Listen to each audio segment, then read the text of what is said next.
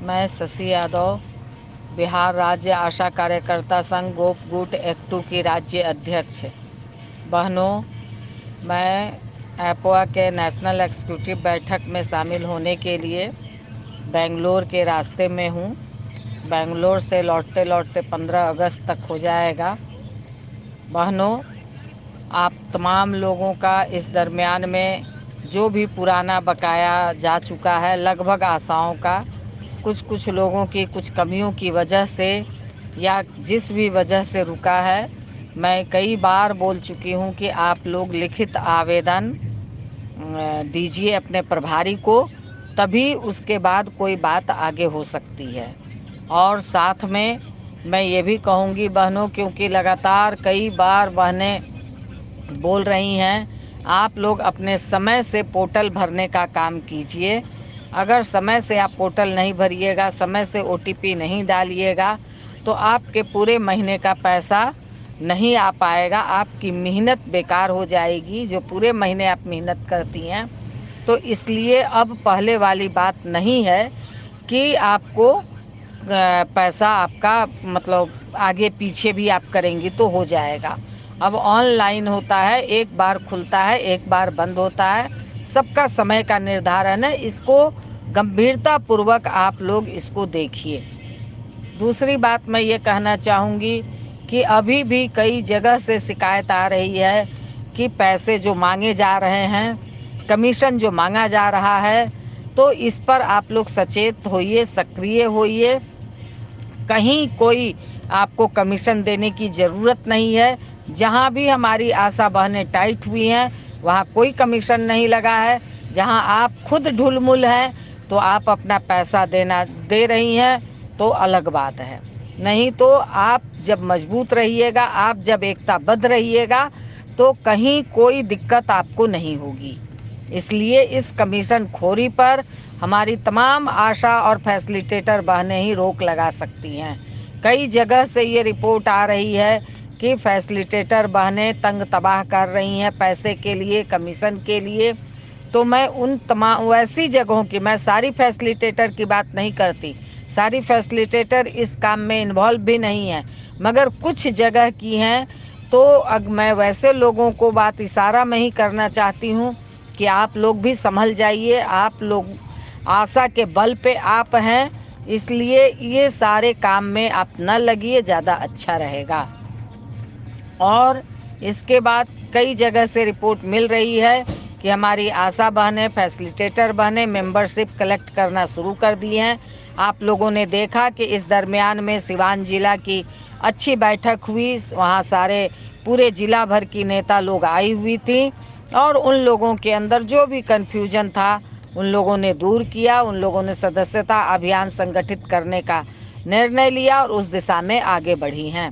इसी तरह से पटना जिला में भी बैठक हुई, नौबतपुर पीएससी में भी बैठक हुई, तो जमुई में एनएम बहनों के साथ मीटिंग हुई, कुछ आशा बहनें भी आई थी। तो इस तरह से सिलसिला हम लोग शुरू कर दिए हैं। मैं बेंगलोर से लौटूंगी तो फिर कई ज़िलों में हम बैठक करेंगे, और आप लोग भी अपनी बैठक को सजाइए, हमसे डेट लीजिए और उस हिसाब से बैठक कीजिए। मैं उस बैठक में आऊँगी, और जो भी सवाल हो, जवाब हो, आप सीधे आप कर सकती हैं। इसमें कोई आपको दिक्कत महसूस नहीं होनी चाहिए।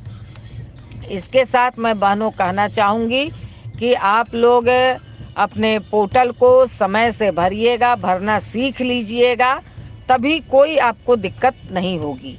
और इसके बाद एक मतलब बहनें, हमारा यूनियन का गोप गुट एक्टू का अभी कहीं कोई हड़ताल नहीं होने जा रहा है, ये आप समझ लीजिए। अगर कहीं कोई हड़ताल में जाएंगे, अगर किसी तरह की कोई परेशानी होगी, तो वो बहनें हमारी समझें, क्योंकि हम लोग हड़ताल करना एक दिन का मसला नहीं होता, इसकी तैयारी करनी होती है।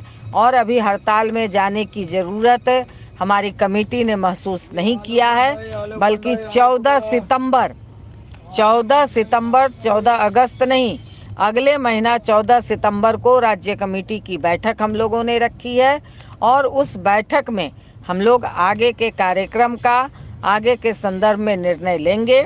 हमारा यूनियन के लोग, भाकपा माले के विधायक, तमाम लोग, हम लोग, मैं खुद इस काम में लगी हूँ कि किसी तरह से मुख्यमंत्री से बात हो इस संदर्भ में आगे क्या हो रहा है, क्योंकि प्रधान सचिव ने तो बार बार कहा है कि ये हम लोगों का दायित्व है और ये जरूर लागू होगा। तो निश्चित तौर पर ये हम लोग सोच रहे हैं, नहीं तब फिर हम लोग 14 सितंबर को राज्य में महासंघ कार्यालय में पटना में जो अटल पथ के बगल में है, वहाँ हम लोगों की मीटिंग है, अपने यूनियन की मीटिंग है 11 बजे से लेकर के शाम 4 बजे तक।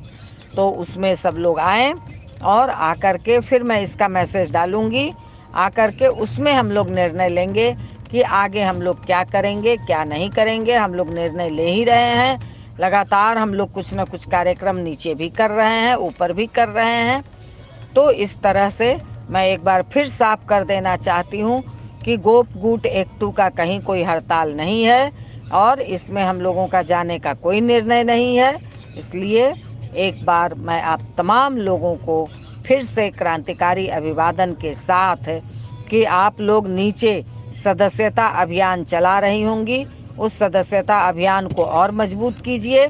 इस बार एक एक आशा को, एक एक फैसिलिटेटर को अपना सदस्यता राशि देनी होगी और सारे लोग रसीद पर दीजिए या रजिस्टर में अपना नाम दर्ज करवा करके दीजिए। जो लोग सदस्यता नहीं देंगे, जो पीएससी सदस्यता नहीं देगा, उन पीएससी पर वहाँ के जिला से लेकर राज्य तक इस पर विचार विमर्श होगा, क्योंकि जब किसी तरह का कोई फ़ायदा होता है तो वो सारी आशा और फैसिलिटेटर को मिलता है।